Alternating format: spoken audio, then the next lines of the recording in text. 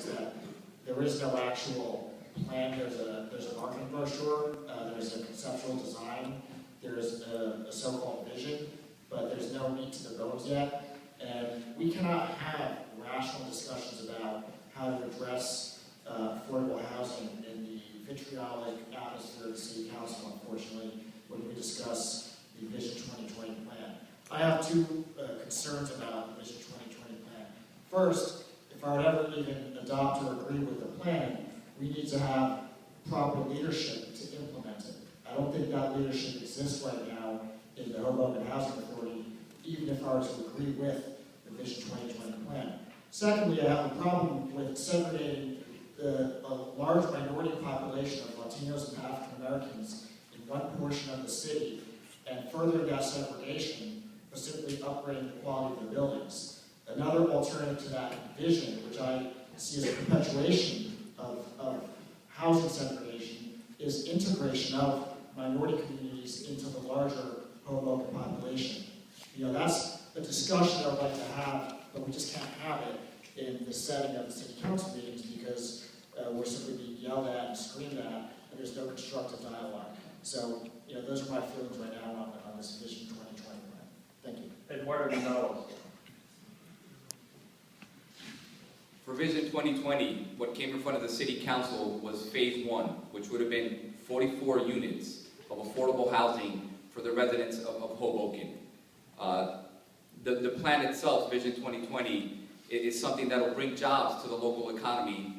It will help improve the neighborhood, and it will help revitalize and rejuvenate that housing stock.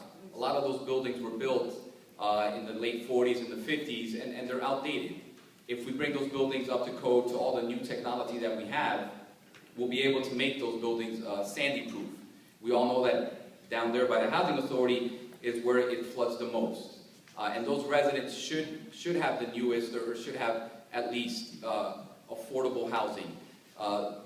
Mr. Bala mentions the integration, and that is what we're seeking. We're seeking to have the same number of units, which is about 806, and add a little bit more where you integrate them. If we want to put them somewhere else in town, I'm not sure how we would do that, being that that's the only space, that's federal land. If maybe once I get on the City Council, we can work with the Housing Authority, and if that is a possibility, we can work with other parts of the town. But Vision 2020, in terms of affordable housing and revitalizing and rejuvenating that housing stock, it's something that is desperately needed in this town. Mr. Red. As I mentioned before, I'm a proponent for affordable housing. I've built over 500 apartments throughout the state between senior and family housing. I will work with anybody, any group, any council to build affordable housing because it's clearly a need in this town. And half of the time, I walk out of my house. And two questions are always asked of me. Is there any apartments? Well, I need a job. Nobody's doing nothing about that. So I don't care who's the mayor, who's the council. I will work with you to help these people who need housing. You know, everybody loves a dog, a bike, and a park, but there are people who need food on the table. There are people who need a roof over them for their families, and nobody's saying nothing about that. So I just made it clear I will work with anybody to get affordable housing to help these people. Thank you. Joe Mendez. Yeah, I've been to the Housing Authority, and there definitely needs to be upgrades to those buildings. We've been through there. And shameful that some of the buildings that we live in are so close, and we're living in those, and these places aren't being upgraded. So I agree with that something has to be upgraded. Phase 1 apparently is approved, and I've been to some of the council meetings, and they're not getting a shot at sitting down with the council to talk about it. I'm not sure why exactly that they can't get a forum to discuss it, but it seems we just get to the table, talk about what Phase 1 is, see what is going on with that. There's apparently 10 phases, so let's get Phase 1 approved, but we need to sit down and discuss it and have a plan and review that plan. I know there's one online for 100 pages of all the different plans that's going on. Apparently that's what's been approved, so I think we go ahead with that, and we need to do something with the housing. Brittany Montgomery Cook. As council, I hope to help all residents of Hoboken, so I really believe that the residents in the Housing Authority deserve safe, upgraded housing. So I'd like to support and hopefully have more dialogue to help perpetuate the vision. David Miller. When I became the Housing Authority Commissioner 2 springs ago, there was already a concept in place that would have more than doubled the size of our housing authority. And to me, that's putting the cart before the horse. Because as I've been a commissioner, I have been let into a number of units where people have let me in with a caveat that I not go to our executive director for fear of reprisal that they were turned in poor condition of their units. I cannot give specific details about the condition of their units, but it is reprehensible. We have an executive director that when he becomes an assemblyman, which he most likely will be making tens of thousands of dollars more than the governor of this state. He will be making about the same exact amount of money as the Vice President of the United States, and he will be making more than the Secretary of HUD for the entire nation. Yet he does not seem to know how to properly maintain a building. Are the buildings old? Yes. Do they need to be replaced? Probably. Are there many old buildings in the city of Hoboken? Yes. Have they been better maintained? Absolutely.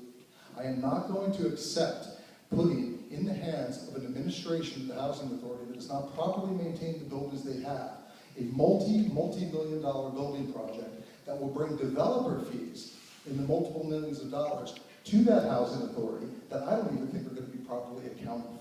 So we can replace the housing stock, but we can only do so when we have proper management in place at our Housing Authority. Peter Biancamano. I believe that our Hoboken Housing Authority residents should have upgraded housing. But I believe that this issue has become very, very political and polarizing.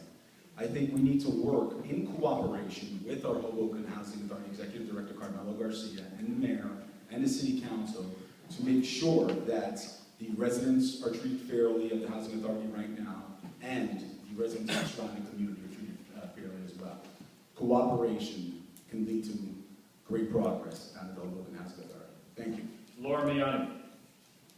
Hi, as with my fellow landlords, I walk through the housing authority and I see the condition of those buildings, and they do definitely need to be, if not upgraded, and completely rebuilt. So I am very much in favor of doing what we can for affordable housing, and upgrading these projects just so that these people can live decent, which from the council meetings that we attend on this issue, there clearly is a need, and I think that we would be remiss if we're not doing what we can now to plan for the future. Thank you. Patricia Waver. Excuse me, I get a little emotional because this is a sticky situation. I want to know first, what do the director's salary have to do with the living conditions in those poor people's apartments?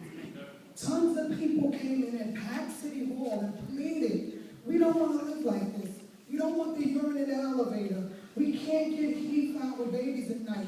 Roaches and mice running apartments. We were stuck in apartments for 16 days with Hurricane Sandy. They pleaded for help. Put the politics aside.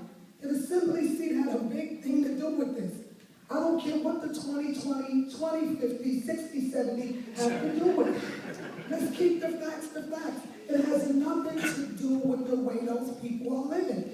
They deserve the right to live decent too. And it breaks my heart because I don't like the stereotypes. And I'm glad to see Mr. Bala admit that it's so segregated, and for years, it's been new people in that one little section, and it's so mind-boggling. When I first ran, they even stereotyped me and said, oh, Patricia, you live in the fourth floor? It doesn't matter, because if I live in the fourth floor, I'm going to try to the best of my ability to keep my apartment up to par. But if you don't have the right resources to maintain an apartment from 1954, what are you going to do? Come on now, we don't need a rocket scientist. I will walk to Trenton, Washington, do whatever I have to do. But I should not have to skip the city council right here to get involved and do something about the way those people are living. Amen. Thank you. I believe that's all 10, right, everybody? Any rebuttals? No, I have none. So once again, I left off number 10. I tend to do that. One of us off each time. I know, it's a different person. Go ahead. Jim, go ahead.